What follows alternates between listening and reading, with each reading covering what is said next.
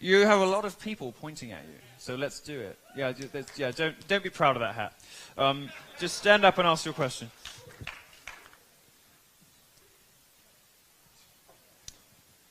I knew we'd get a fedora. What do you call it, fedora here? You call it fedora. Yeah, come on. Thank you for kind words. You're welcome. Also, thank you for coming to the university and sharing your thoughts. Where are you from? I'm from Midlands Worcester, just south of Birmingham. Yeah. Okay, yeah. I mean, I do disagree with some of the ways that you characterize the UK, That's and okay. Germany for that matter, where I was living before here, but that's not what I want to focus my question on. I teach here at the university. I'm a PhD student in philosophy, and I do critical thinking. And with my class this week, we addressed the issue of kind of this post-truth politics and what that might entail and whether it's there. And at the same time, the question of free speech. Now, I entirely agree with you that free speech is important in our society, and I think everybody in this room agrees with that by virtue of being here.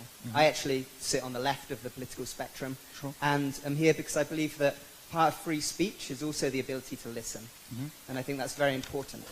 Yeah. Well, good. Well, thank you.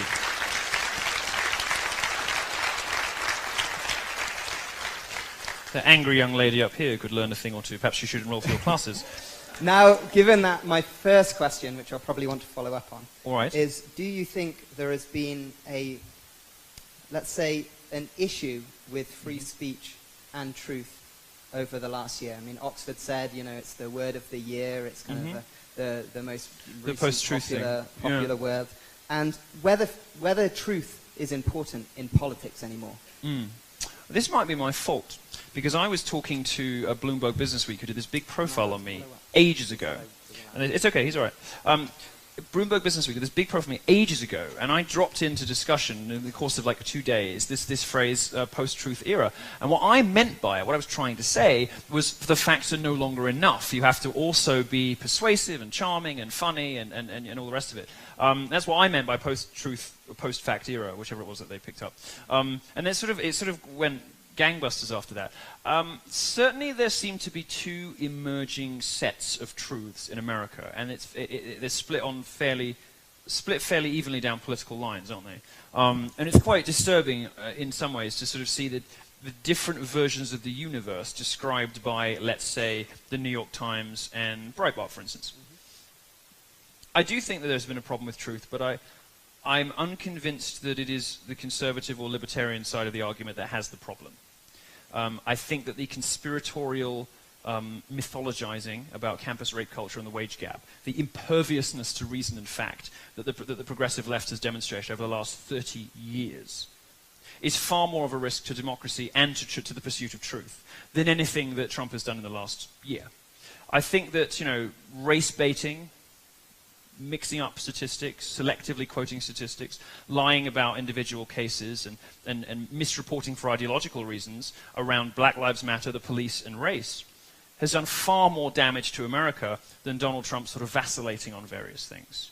So I think there's been a sort of bifurcation in Americans and the sort of news sources, the people they trust and where they get their news from, which is ultimately not going to be particularly helpful for the pursuit of truth or for democracy. But I think it's still, it's fake news is still primarily perpetrated by the left. Given that, may I ask a couple of questions to you? Why don't you do one, because then somebody else can have a chance. Yeah, so no, pick your absolutely. best one. Pick your best one, and then I'll move on to someone else. Whilst I don't want to disagree that the left also reports on fake news and focuses on certain statistics and not others, which is why I attempt to read everything in a world that's increasingly impossible to do that. It puts you in the minority on your side of the political divide, so you must get some fair credit for that. Focusing, I guess, on your paper that you work for.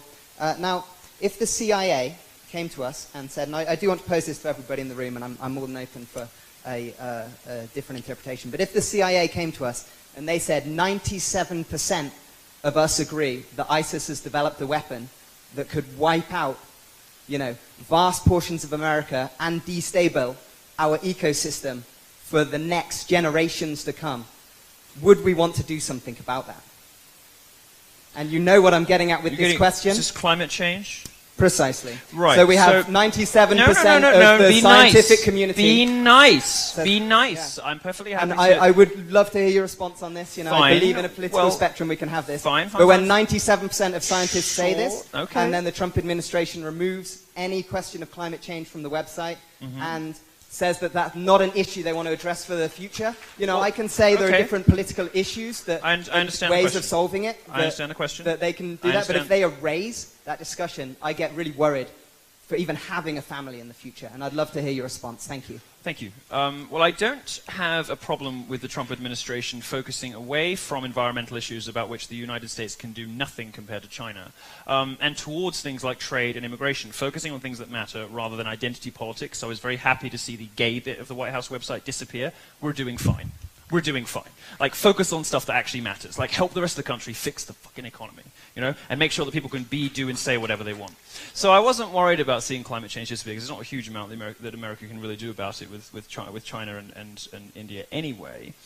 As to your question, you're sort of invoking a lot of authorities there. So if the CIA said that 97%, well, you hit upon something interesting. I saw a video of somebody I wouldn't expect to agree with under normal circumstances, of Glenn Greenwald on the BBC, sort of completely confounding this reporter by saying, yes, intelligence agencies have bias.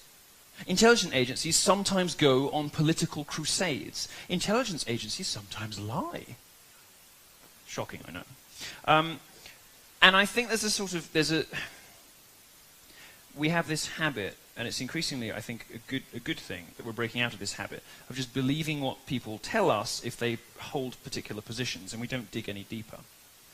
Well, I worked for a climate change NGO in Germany for over a year. And I was there when the IPCC reports were being drafted. I was there in Bali for Al Gore's speech. Saw him land in his private jet with his retinue of 7 I think they were Tahoes. Were they Tahoes? Maybe they were Suburbans. 7 of them, you know, green-fingered Al Gore. I was there for all of that. And I saw the level of politics over science that actually goes on. And I was in the room with scientists who gerrymandered numbers to fit political agendas. And I have to tell you, if 97% of any group tells me that something is the case, that makes me deeply suspicious. Because 97% is way too many. No issue is agreed upon by 97% of people. Nothing. Not elections, nothing. When 97... All right, well, let's say contentious hypotheses or, you know, matters for discussion, sure, okay. But when something like climate change, which is by no, you know, in no sense settled, 97% of scientists is actually a cause for suspicion and alarm for me. And indeed, we know from University of East Anglia and all kinds of other things just how many obfuscations and manipulations have been made in climate data. The problem is that your side, if I can put it like that, made a PR error in selling climate change to people. You were hysterical about it. It was like a religion. And, well, it's like the problem is that when you're so hysterical and when you punish people for disagreeing, and this is where the free speech element comes in, when you ridicule and punish people for stepping outside of the progressive orthodoxy, when you turn people into laughingstocks or cost them their jobs because they don't agree with you about something, you start to lose sympathy. That's what the progressive left...